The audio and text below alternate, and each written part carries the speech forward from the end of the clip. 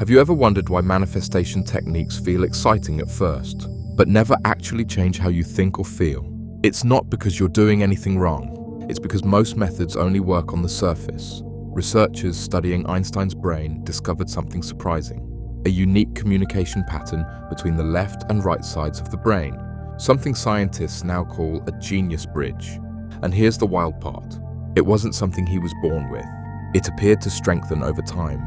This discovery inspired a simple sound-based method that may help support that same internal alignment in just a few minutes a day. If you've tried affirmations, vision boards, meditation, and still felt stuck, this might be why. Those tools don't reach the deeper patterns inside your mind that influence clarity, focus, and alignment. Thousands of people are already exploring this method, and many report feeling calmer, clearer, and more mentally energized. If you want to see how it works, and why so many people are paying attention to this breakthrough, tap the link and watch the short free presentation.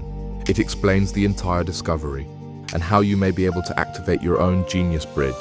Click the link now while the video is still online.